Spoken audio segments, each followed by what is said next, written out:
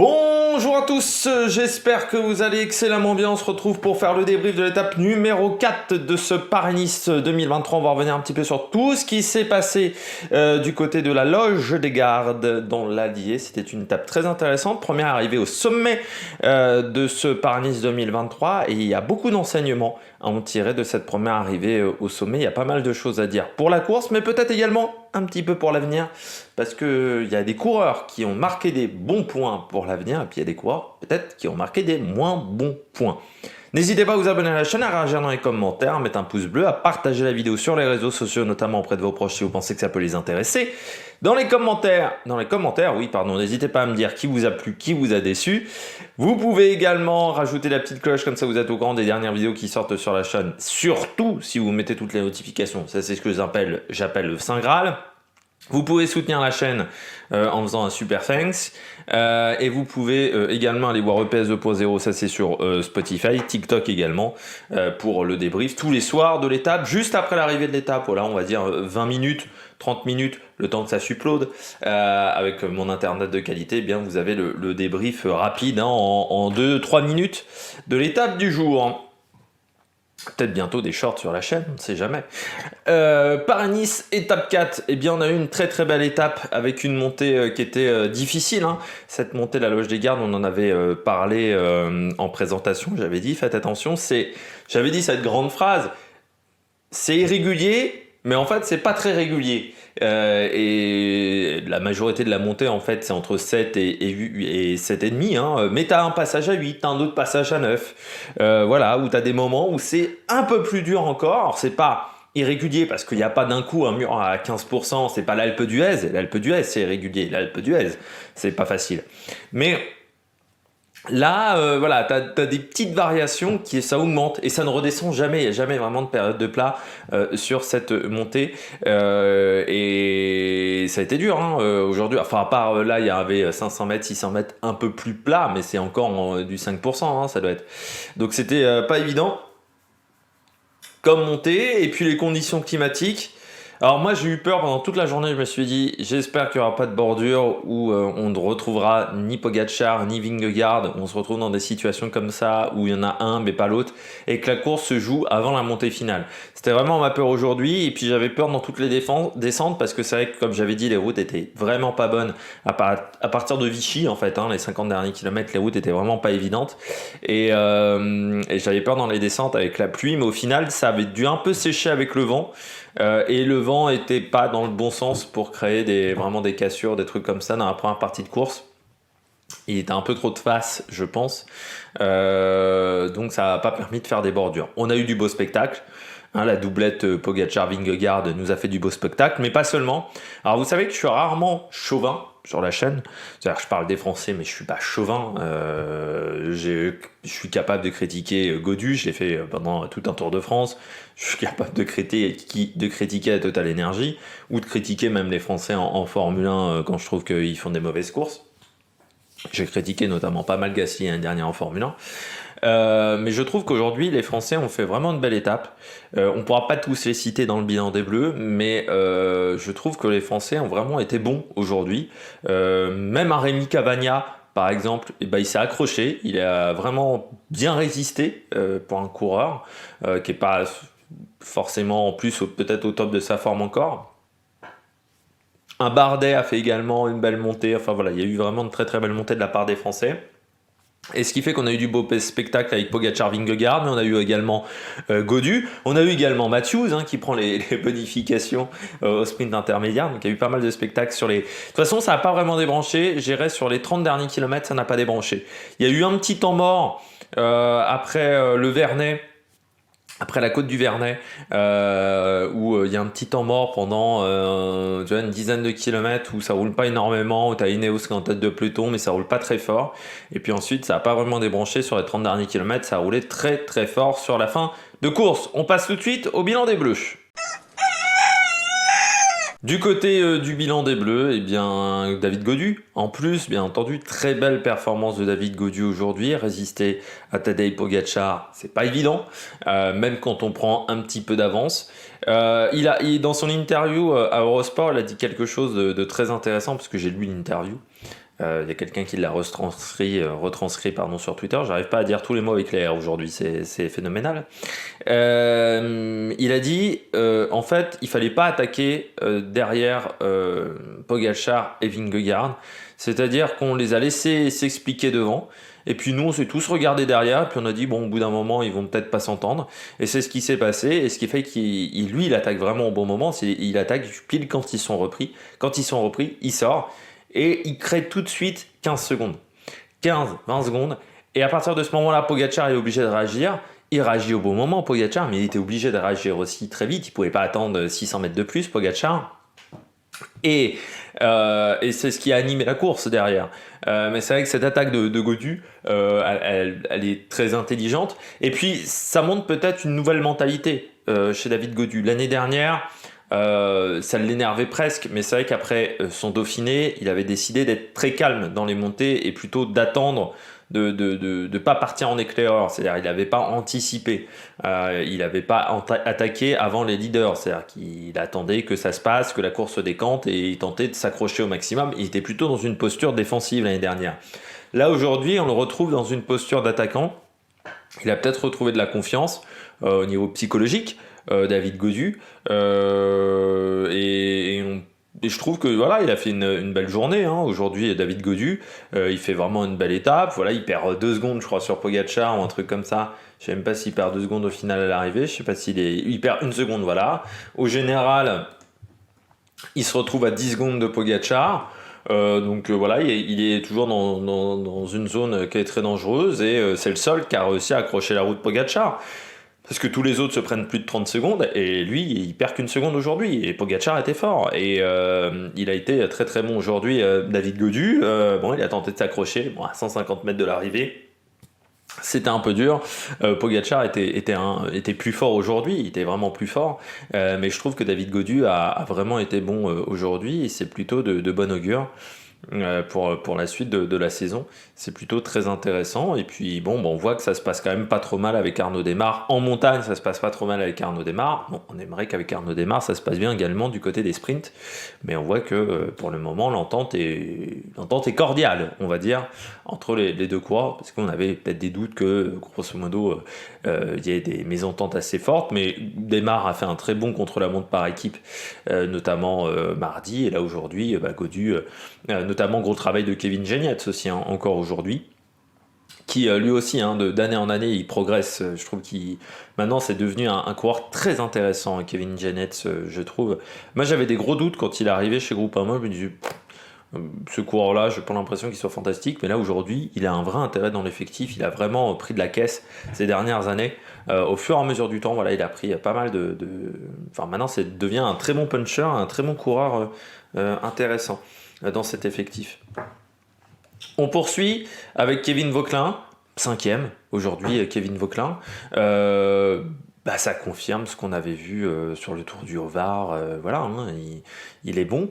Mais là, je me disais, là, c'est un vrai test pour lui aujourd'hui, parce qu'on l'a vu performant, mais sur des montées, je dirais, de 4-5 km, avec parfois des montées un peu plus courtes. C'était pas des montées comme aujourd'hui. Là, on était quand même sur une belle montée. On était sur une montée de 7 km à 7% de moyenne, avec des passages qui n'étaient pas évidents. Et je me disais, tiens, Vauquelin, aujourd'hui, c'est un vrai test aujourd'hui pour lui, parce qu'il va avoir la pression du leader. Il est sur une World Tour, avec beaucoup de monde. Est-ce qu'il va pas s'enflammer ? Est-ce qu'il va pas être un peu trop sur la défensive ? Et surtout, est-ce qu'il va résister aux 7 km de montée ? Confirmation, il a résisté aux 7 km de montée. Voilà, il a été bon.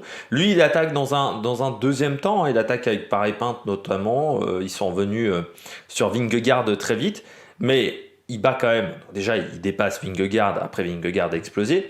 Mais Bardet, derrière, Martinez, Yates, Jorgensen. Quand même pas des branquignoles qu'il y a derrière. Yonis Aguirre aussi. Donc il fallait les sortir de la roue. Kevin Vauquelin, c'est du très bon. C'est du très bon. Alors on verra s'il tient toute la semaine. Il va y avoir un deuxième test pour moi pour Vauquelin. Ça va être le col de la Couillole. Parce que là on sera sur un col, un vrai long col. C'est 16 km, je crois 15 ou 16 km de montée à 1006 en termes d'altitude. Donc là, ça va être un deuxième test, mais je trouve qu'aujourd'hui, il a bien résisté. Et pourtant, j'ai eu peur, parce que quand j'ai vu Vauquelin et quand j'ai vu Champoussin accélérer, je me suis dit... Alors déjà, je me suis dit, est-ce que c'est Champoussin qui est en forme aujourd'hui et qui sera le leader de l'équipe? Et deuxièmement, je me suis dit, mais qu'est-ce qui branle? En fait, très clairement. Parce que je me suis dit, ça roule déjà très très fort l'entame du col, parce que ça roulait vraiment très très fort sur un gros rythme. Et je me dis, mais t'attaques? Et oui, ça a fait ce que je pensais ce qui allait se faire. Ça a fait l'attaque boomerang, parce que Champoussin, depuis le début de saison, c'est pas foufou. Et ça n'a pas apporté grand-chose à la course, au final, cette action de Champoussin. Et il aurait mieux fait de rester peut-être un peu plus longtemps avec Vauquelin. Et Vauquelin, même en étant seul, il n'a pas explosé. Il n'est pas resté aussi trop attentiste. Alors, il s'est pas enflammé, mais il n'est pas resté non plus trop attentiste. Ça aurait pu être le cas pour Kevin Vauquelin. Donc voilà, très très belle montée. Après, on peut se dire que pour le col de la Couillole, ça devrait peut-être bien se passer aussi, parce que techniquement, c'est quand même un très bon coureur de contre-la-montre. Un coureur de contre-la-montre, c'est savoir rouler vite, longtemps. Ce qui est aussi un peu le principe du grimpeur. Le grimpeur, c'est de savoir rouler vite, longtemps, en montagne, voilà, sur des pentes. Mais c'est un petit peu le même principe. Donc peut-être que ça va bien se passer aussi du côté du col de la Couillole, mais on aura la confirmation samedi, et puis ça permettra de savoir également ses capacités de récupération du côté de Kevin Vauquelin. Et puis Aurélien Paré-Peintre, alors là, autant vous dire que c'est la belle surprise du chef aujourd'hui. Moi, quand j'ai vu le AG2R, déjà dans le groupe de poursuivants, je me suis dit, déjà c'est bien. C'est bien pour Paré-Peintre. Parce que je me disais, c'est sûr, l'équipe est pas fantastique. Enfin, l'équipe au départ, tu vois, c'est pas, il y a pas Ben O'Connor, il y a pas, voilà, c'est une équipe qui est quand même un peu plus faible que ce qu'ils ont emmené sur Tirreno du côté d'AG2R. Et je me disais, c'est une belle perf en plus. Et puis c'est vrai que quand tu regardes comment ils ont déroulé la course, ils mettent Larry Warbès dans l'échappée. Michael Cherel fait aussi un beau travail. Il a emmené le peloton pendant un bon petit moment, Michael Cherel. Dorian Godon aussi, à un moment, relance le peloton. Et c'est là que tu te dis, mais en fait, chez AG2R, ils avaient une assurance qu'il était performant en cette période-là de l'année, Aurélien Paré-Peintre, enfin qu'il était en forme aujourd'hui pour faire tout ce travail-là. Et là encore, une belle performance du côté d'Aurélien Paré-Peintre. Top 5 sur une World Tour, bien pour le coureur français. C'est depuis quelques temps qu'on ne l'avait pas vu forcément à ce niveau-là. Donc voilà, c'est plutôt bien. Mais l'année dernière, il avait fait 10e de Paris-Nice, 9e en 2021. Donc c'est vraiment une course qu'il affectionne. Lui qui devra faire le Giro, donc être en forme en mars, ça commence à être bien parce que c'est que dans 2 mois le Giro. Donc ça, il faut commencer à se montrer pour les coureurs qui veulent faire le Giro. Mais voilà, une belle 4e place. Et puis au général, il est un petit peu plus loin, mais c'est plutôt une belle performance pour le coureur qui a désormais 27 ans. Aurélien Paré-Peintre depuis le 27 février, donc il a quasiment fêté son anniversaire avant ce Paris-Nice. Est-ce qu'il a eu le droit à un magnifique gâteau de riz? On sait que c'est souvent la nourriture du cycliste. Je ne sais pas. Mais du côté de cette course, ouais, ça a été une belle perf pour Aurélien Paré-Peintre. Et celle-là, je ne l'avais pas vu venir. Parce que hier, ils font quand même 18e du chrono, donc ils finissent un petit peu loin du côté d'AG2R. Et l'équipe au départ, encore une fois, je vous redis l'équipe, mais Paré-Peintre, Berthet, Cherel, De Wolf, Godon, Nezen, Warbès, c'est pas forcément l'équipe la plus solide qu'on ait eue sur un Paris-Nice pour AG2R. Donc je me disais, bon, ils vont être là, ils vont tenter d'accrocher un top 10, mais pas beaucoup mieux. Au général, il est Paré-Peintre, il est encore loin, il est 16e à 2,10. Mais bon, Paulès, il est qu'à 25 secondes. Et Romain Bardet qui est 6e, il est à 30 secondes. Donc c'est pas très loin non plus. Donc il y a vraiment quelque chose à faire. Surtout qu'on voit que dans ce groupe un peu entre 6 et 10, je pense qu'il y a des places à prendre parce que je suis pas sûr que tout le monde soit au top de sa forme pour le moment. Et puis vous voyez, il y a encore Sobrero, il y a encore Tobias Foss.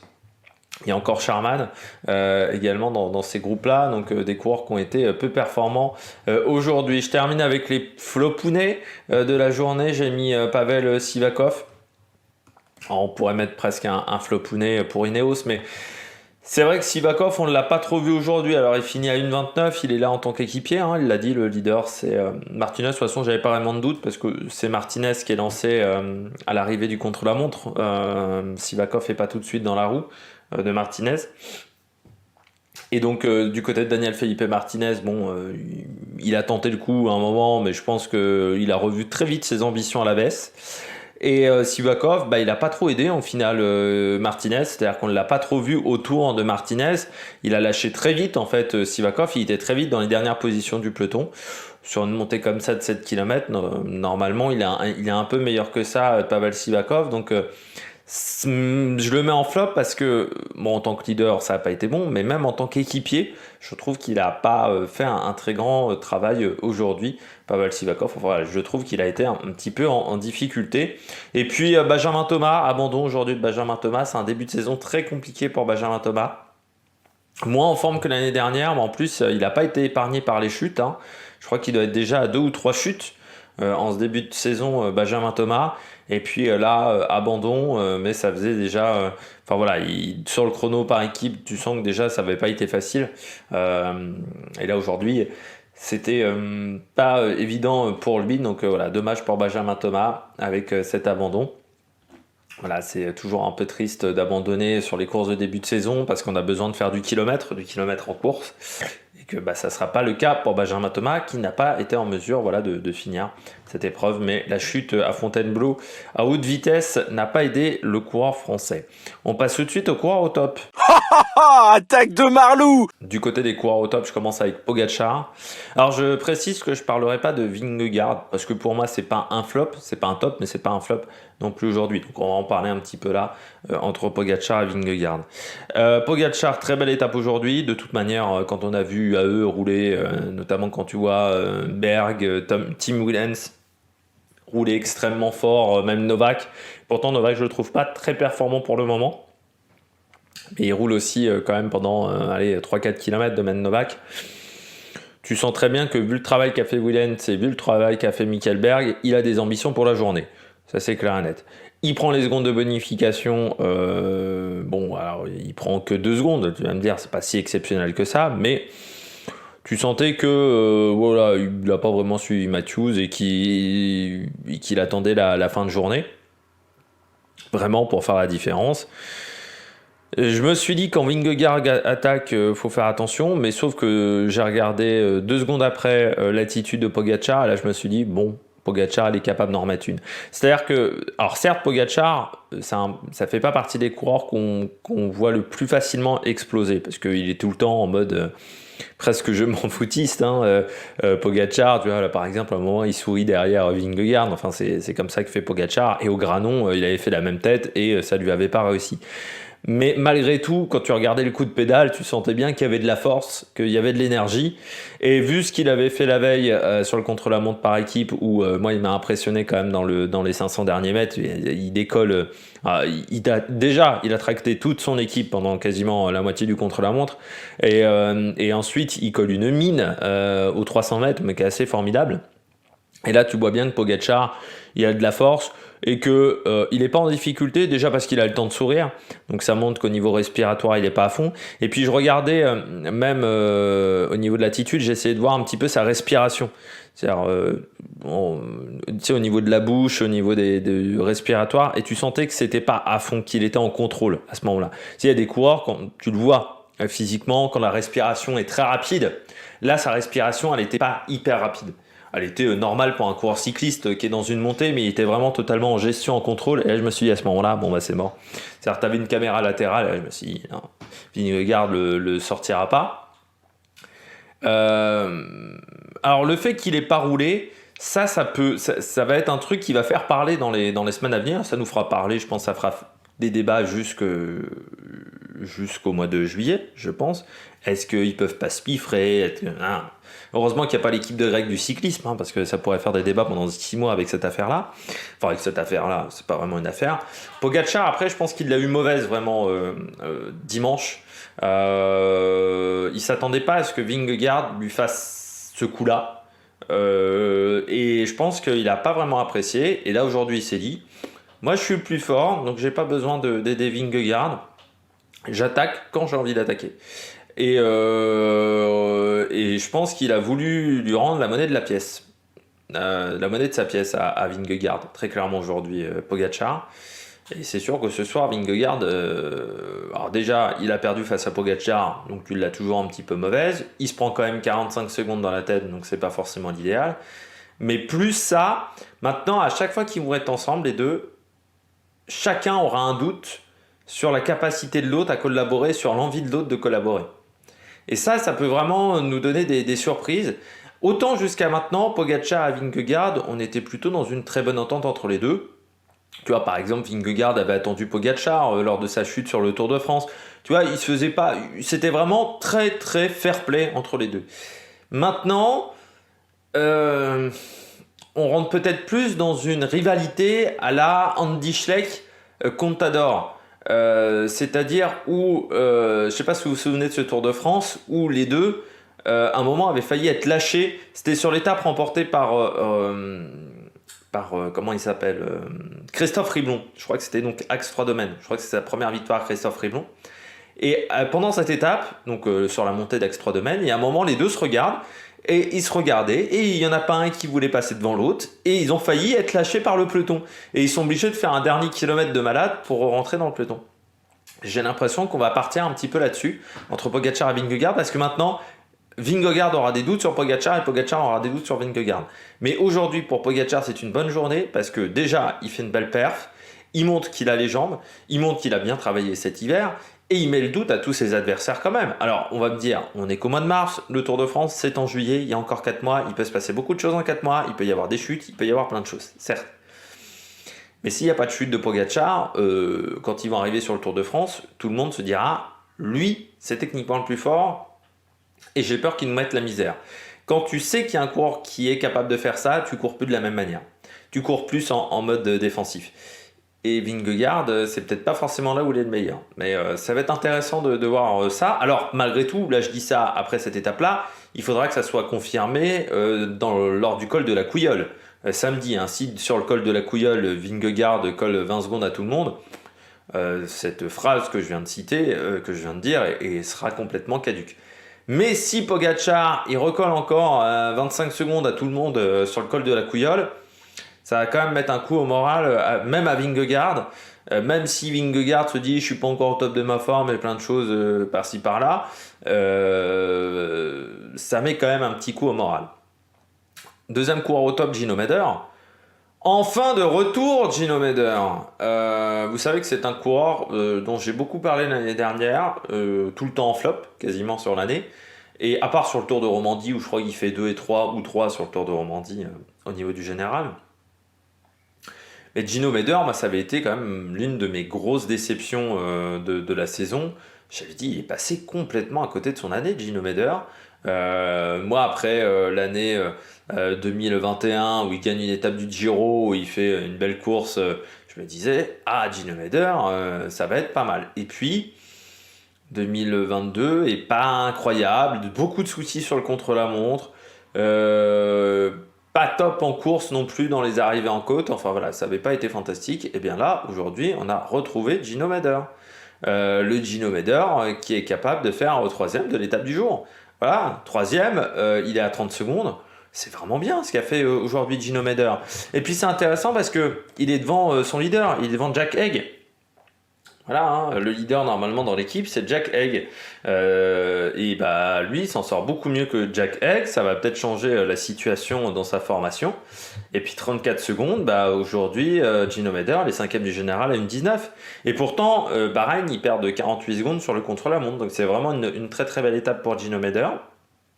Lui aussi, il fait partie des gens qui ont attaqué dans le peloton dans un deuxième temps, comme Vauquelin, comme Aurélien Paré-Peintre. Et il a fait vraiment une très très belle montée. Donc c'était vraiment intéressant de revoir Gino Meder, parce que vous savez que c'est un coureur que je trouve très intéressant. Pour moi, c'est l'un des coureurs qui peut être intéressant dans les grands tours dans les années à venir. Et je l'avais trouvé vraiment, il m'avait vraiment déçu l'année dernière, hein, j'en avais parlé à plusieurs reprises. Et là, ça fait du bien de revoir le coureur suisse à 26 ans. Objectif Giro, donc lui aussi, il faut qu'il commence quand même à avoir un minimum de forme. Et puis Banco, quoi.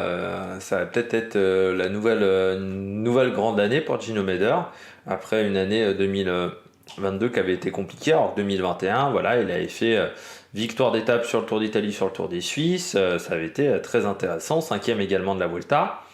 Ça avait été beaucoup plus compliqué en 2022. Donc voilà, enfin le retour de Gino Meder, ça fait du bien. Et puis en plus, c'est un profil un peu différent d'autres coureurs. C'est vraiment un profil plutôt longiligne. Gino Meder, 1m81, 61 kg, donc c'est pas le plus gros, le plus petit gabarit du peloton. Donc c'est intéressant de voir aussi d'autres types de gabarits dans le peloton, pas que des coureurs qui font 70 kg et qui font 1m80 ou 1m75 ou que des coureurs qui font 1m70. Ouais, ça fait du bien de voir aussi d'autres types de physique. Je continue avec Jorgensen. Bah, il confirme un petit peu ce qu'on avait vu sur Oman. Hein. Il est plutôt bien en ce début de saison. Là, il fait 10e dans le groupe à 50 secondes, donc le groupe Romain Bardet. C'est plutôt bien pour Jorgensen. On n'a pas vu la Movistar, on les a pas vus hier lors du contre-la-montre par équipe. Des choix de réalisation. Mais c'est vrai que là aujourd'hui, on les a peu vus aujourd'hui. Mais Jorgensen, voilà, il est toujours dans le match. Il est à 1,40 je crois au général. 1,42, donc voilà, il est dans les temps de Romain Bardet, il est dans le top 10. C'est plutôt intéressant pour Jorgensen parce que c'est vrai qu'il a déjà fait top 10 hein, sur Paris-Nice, sauf que c'était pas un Paris-Nice où il y avait la même densité au départ. Donc là, sur une course où il y a vraiment du monde au balcon, on pourrait dire Jorgensen, c'est intéressant de voir ce qu'il peut donner. Parce que cette année, il veut faire le Tour de France, notamment. Il veut faire les classiques ardennaises également, où il aura, je pense, un rôle d'équipier, mais sur le Tour de France, il pourrait avoir un rôle de leader. C'est intéressant de se confronter à ce qui se fait de mieux au monde au niveau montagne. Et c'est vrai que cette année sur Paris-Nice, on a quand même du haut niveau sur ce type d'étape. On regarde tout de suite les bonnets d'âne. Du côté des flops, Skelmoseux. Je m'attendais à mieux de Skelmoseux aujourd'hui. Aujourd'hui, il termine 14e à 1,22 derrière Pierre Latour, derrière Chris Harper, derrière Yannis Aguirre. Moi, je m'attendais à Skelmoseux au niveau de Romain Bardet. Voilà, donc il y a quand même 30 secondes de débours par rapport à un 20, oui, non, 30 secondes de débours par rapport à un Romain Bardet. Je trouve que c'est beaucoup parce que pour moi, c'était vraiment le type de montée qui peut vraiment bien lui convenir à Skelmoseux. Mais contrairement à Vauquelin, qui a vraiment bien passé ce rite de passage, on va dire, de la montée de 7 km, eh bien, ça n'a pas été le cas pour Skelmoseux, qui vraiment a perdu beaucoup de temps. Et c'est là où on va peut-être reprendre notre débat équipe de Greg. Sur Skelmoseux, moi j'ai vraiment une question, je me dis, est-ce que c'est un coureur qui est fait pour les courses d'une semaine et on va dire les grands tours, ou est-ce qu'il n'a pas plus un profil classiqueur, course d'un jour, parce que c'est un mec qui a une bonne pointe de vitesse, qui a un bon punch. Bah aujourd'hui, il me fait plus penser à un coureur de classique d'un jour qu'un coureur de course de 3 semaines. Après, on verra. Hein, peut-être qu'à la couillole, il va rectifier le tir. Mais aujourd'hui, ça a été un petit peu compliqué pour Skelmoseux. Petite déception pour moi parce que je m'attendais à mieux de la part du coureur de la Trek. Surtout quand j'ai vu, après la montée du Vernet, qu'il y avait les Trek quand même qui étaient plutôt bien placés dans le peloton. Et je me disais, Pedersen qui remonte Skelmoseux, voilà, c'est que Skelmoseux a des ambitions. Ben, il a peut-être des ambitions, mais il n'a pas réussi à les convertir en résultats. Charman, c'est enfin, j'ai envie de dire Charman qui finit avec Bob Jungels, juste devant Bob Jungels, 22 et 23. Charman, il est à 1,38, Bob Jungels, il est à 1,50 aujourd'hui. Bah, Bora misait pas trop sur le général, mais on pouvait se dire Charman, il a quand même gagné 2 Paris-Nice, ça peut être intéressant de le voir. Bah, le problème, c'est que face à une opposition qui est quand même très forte cette année, bien plus forte que lorsqu'il a gagné notamment son premier Paris-Nice, juste avant la Covid, eh bien Charman, ça a été compliqué aujourd'hui parce qu'on voit un peu les limites en montagne de ce coureur-là. Et puis Bob Jungels à une 50, mais j'avais l'impression que Bob Jungels était équipier de Charman aujourd'hui. C'est quand même pas la course de l'année pour Bora, hein, avec un contre-la-montre par équipe qui a été correct sans plus, j'ai envie de dire, et par rapport à ce qu'est capable de faire la Bora. Et puis, oui, bah là aujourd'hui, on perd quand même beaucoup de temps. Et alors, certes, Charman est toujours dans le top 15. Mais bon, ça va pas être facile parce que Vauquelin est pas très loin derrière. Skelmoseux aussi, par Épintes, Latour. Même un Jack Egg est pas très loin, donc ça peut être compliqué d'aller garder la place dans le top 15 pour Sharman. Et déjà que son statut chez Boran n'est plus forcément le statut qu'il avait en 2020 ou 2021, quand notamment il gagne Paris-Nice ou d'autres courses. Il a un statut, je pense, qui est moins important. Voilà, il a quand même 29 ans aussi, Sharman. Donc au bout d'un moment, tu commences à te poser des questions sur ton avenir. On sait qu'il est toujours très bon sur les courses. L'Amstel, notamment, on devrait le voir à l'attaque sur l'Amstel, sur la Flèche Wallonne. Il va tenter également de faire le Tour des Flandres. Ce qui est surprenant quand même pour un coureur comme ça, mais peut-être qu'il a compris que c'est un coureur qui est puissant et que c'est pas un gabarit qui est fait forcément pour la montagne et qu'il a plus un gabarit fait pour des courses, des classiques d'un jour. Et c'est vrai que le Tour des Flandres, c'est un coureur qui fait quand même 70 kilos. Donc sur les pavés, ça doit se déplacer quand même plutôt pas mal. Et on devrait le voir également sur le E3 Saxo Classique.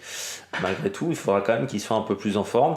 Mais Sharman, ouais, sur les courses d'une semaine, maintenant ça commence à devenir un peu compliqué, surtout quand il y a une grosse opposition. Puis je termine avec Jack Egg. Je m'attendais vraiment à mieux aussi. Jack Egg, lui aussi qui a connu une année 2022 sur la deuxième partie de saison qui était vraiment pas top, après sa chute sur le Tour de France.